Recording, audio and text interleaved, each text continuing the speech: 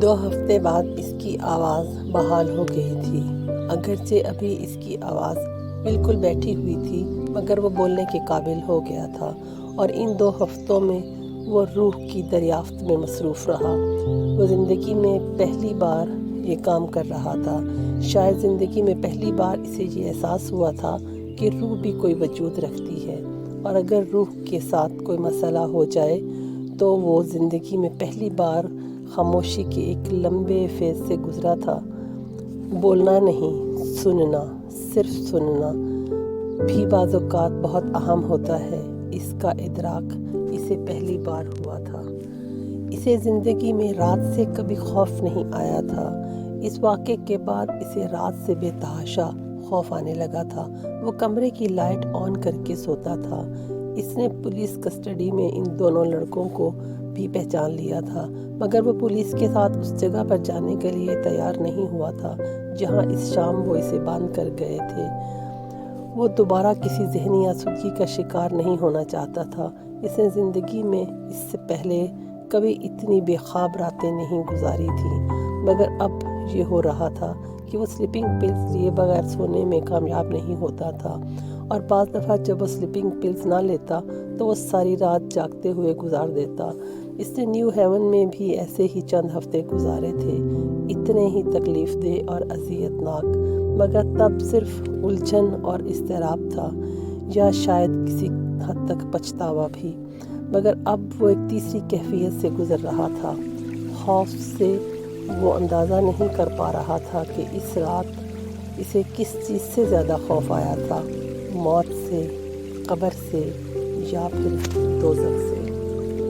امامہ نے کہا تھا ایکسٹیسی کے بعد پین ہوتی ہے اور پھر موت تھی۔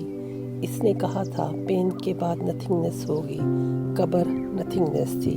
امامہ نے کہا تھا نتھنگنیس کے بعد ہیل آ جائے گا، اور وہاں تک وہ پہنچنا نہیں چاہتا تھا، اور اس ایکسٹیسی سے بچنا چاہتا تھا جو اسے پین سے ہیل کا سفر کرنے پر مجبور کر دیتی۔ اگر مجھے ان سب چیزوں کا پتہ نہیں تھا تو امامہ کو کیسے پتہ تھا؟ وہ میری ہی عمر کی تھی، وہ میرے جیسے ہی خاندان سے تعلق رکھتی تھی، پھر اس کے پاس ان سوالوں کے جوابات کیسے آ گئے؟ وہ حیران ہوتے ہوئے سوچتا تھا۔ آسائشیں تو اس کے پاس بھی ویسی ہی تھیں جیسی میرے پاس تھیں، پھر اس میں اور مجھ میں کیا فرق تھا؟ وہ جس مکتبہ فکر سے تھی وہ کون لوگ تھے؟ وہ کیوں اس مکتبہ فکر سے منسلک رہنا نہیں چاہتی تھی؟ اس نے پہلی بار اس کے بارے میں تفصیلی طور پر پڑھا۔ اس کی الجھنوں میں اضافہ ہوا۔ ختم نبوت پر اختلاف کیا اتنا اہم ایشو ہے کہ ایک لڑکی اس طرح اپنا گھر بار چھوڑ کر چلی جائے؟ میں نے اسد سے اس لیے شادی نہیں کی کیونکہ وہ ختم نبوت پر یقین نہیں رکھتا۔ تم سمجھتے ہو کہ میں تم جیسے انسان کے ساتھ شادی کرنے پر تیار ہو جاؤں گی، ایک ایسے شخص کے ساتھ جو ختم نبوت پر تو یقین رکھتا ہو اور پھر بھی گناہ کرتا ہو، جو ہر وہ کام کرتا ہو جس سے میرے آقا صلی اللہ علیہ وسلم نے منع فرمایا۔ میں اگر حضرت محمد صلی اللہ علیہ وسلم پر یقین نہ رکھنے والے سے شادی نہیں کروں گی تو میں آپ صلی اللہ علیہ وسلم کی نافرمانی کرنے والے کے ساتھ بھی زندگی نہیں گزار سکتی۔ اسے امامہ ہاشم کا ہر لفظ یاد تھا۔ وہ مفہوم پر پہلی بار غور کر رہا تھا۔ تم یہ بات نہیں سمجھو گے، اس نے بہت بار سالار سے یہ جملہ کہا تھا، اتنی بار کہ وہ اب اس جملے سے چڑنے لگا تھا۔ آخر وہ یہ بات کہہ کر کیا جتانا چاہتی تھی؟ یہ کہ وہ بہت بڑی اسکالر یا پارسا تھی اور وہ اس سے بہت کمتر؟ اب وہ سوچ رہا تھا، وہ بالکل ٹھیک کہتی تھی۔ وہ واقعی تب یہ سب کچھ سمجھنے کے قابل نہیں تھا۔ کیچڑ میں رہنے والا کیڑا یہ کیسے جان سکتا ہے کہ وہ کس گندگی میں رہتا ہے؟ اسے اپنے بجائے دوسرے لوگ گندگی میں لپٹے ہوئے نظر آتے ہیں، اور تب میں بھی گندگی میں ہی رہتا تھا۔ مجھے تمہاری آنکھوں سے، تمہارے کھلے گریبان سے گھن آتی ہے۔ اسے پہلی بار اب ان دونوں چیزوں سے گھن آئی تھی۔ یہ جملہ پہلے کئی مہینوں تک اس کے کانوں سے گھومتا رہا، اور وہ ہر بار اسے ذہن سے چھٹکنے اور کچھ مشتعل ہوتا، اپنے کام میں مصروف ہو جاتا، مگر اب پہلی بار اسے محسوس ہوا تھا کہ اسے خود سے اپنے آپ سے گھن آنے لگی تھی۔ वो अपना गिरेबान बंद रखने लगा था, अपनी आँखों को झुकाने लगा था। वो आईने में भी अपनी आँखों में देखने से कतराने लगा था।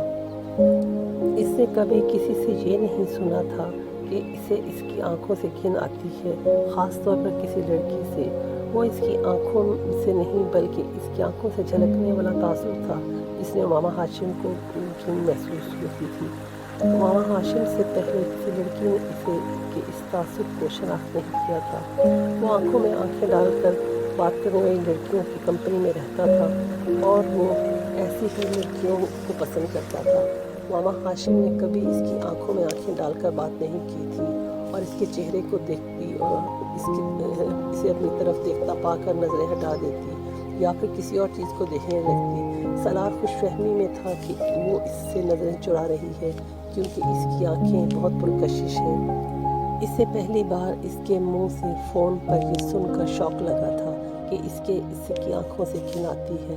आंखें रूह की खिड़कियाँ होती हैं। इसने कहीं पढ़ा था, तो क्या मेरी आंखें मेरे अंदर छुपी जिंदगी को दिखाना शुरू कर चुकी थी? इसे ताज्जुब नहीं हुआ, ऐसा ही था। मगर इस गंदगी को देखने के लिए सामने वाले का पाक होना भी ज़रूरी था और हुमामा हाशिम पाक थी। आप अब मुझे कुछ ना समझाएं, आपको अब मुझसे कोई शिकायत नहीं होगी, सलार ने सिकंदर को आंखें मिलाए बगैर कहा। वो दोबारा न्यू हेवन जाने के लिए तैयार हो रहा था। सिकंदर हमेशा की तरह इसे समझाने की कोशिश करने लगा। वही पुरानी नसीहतें किसी मोहम सी आस और उम्मीद में एक बार फिर इसके कानों में ठोसने की कोशिश कर रहे थे। मगर इस बार इनकी बातें शुरू करते ही सालार ने इन्हें शायद ज़िंदगी में पहली दफ़ा यकीन दहानी करवाई थी और ज़िंदगी में पहली बार सिकंदर उस्मान को इसके लफ्ज़ों पर यकीन आया था। वो इस हादसे के बाद इसमें आने वाली तब्दीलियों को वाज़ेह तौर पर देख रहे थे। वो पहले वाला सालार नहीं रहा था। इसकी ज़िंदगी में तब्दीली आ चुकी थी। इसका हुलिया, इसका अंदाज़, सब कुछ इसके अंदर के शोले को जैसे किसी ने फूंक मारकर बुझा दिया हो। सही हुआ था या गलत, ये तब्दीलियाँ अच्छी थीं या बुरी, खुद सिकंदर उस्मान अभी इस पर कोई राय देने के काबिल नहीं थे। मगर इन्हें ये ज़रूर मालूम हो गया था कि इसमें कोई बड़ी तब्दीली आई है। इन्हें ये अंदाज़ा नहीं हुआ था कि इसने ज़िंदगी में पहली बार चोट खाई थी और ज़िंदगी में पहली बार चोट पड़ने पर चोट बड़े बड़ों को रुला देती है और वो तो अभी सिर्फ 21-22 साल का लड़का था। ज़िंदगी में 5 दफ़ा हमें पता नहीं चलता कि हम तारीकी से बाहर आए हैं या तारीकी में दाखिल हुए हैं।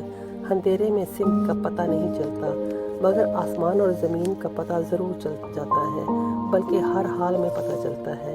सर उठाने पर आसमान ही होता है, नज़र आए ना आए, सर झुकाने पर ज़मीन ही होती है, दिखाई दे ना दे।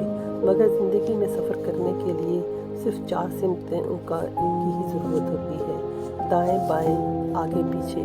5वीं सिमत पैरों के नीचे होती है। वहाँ ज़मीन न हो तो पाताल आ जाता है। पाताल में पहुँचने के बाद किसी सिमत की ज़रूरत नहीं रहती। 6ठी सिमत सर से ऊपर होती है, वहाँ जाया नहीं जा सकता जहाँ अल्लाह होता है। ज़मीन से नज़र ना आने वाला, मगर दिल की हर धड़कन, खून की हर गर्दिश, हर आने जाने वाले सांस, हलक से उतरने वाले हर नवाले के साथ महसूस होने वाला। वो फोटोग्राफिक मेमोरी अब इसे अजाब लग रहा था। वो सब कुछ भूलना चाहता था, वो सब कुछ जो वो करता रहा था, मगर वो कुछ भी भुलाने के काबिल नहीं।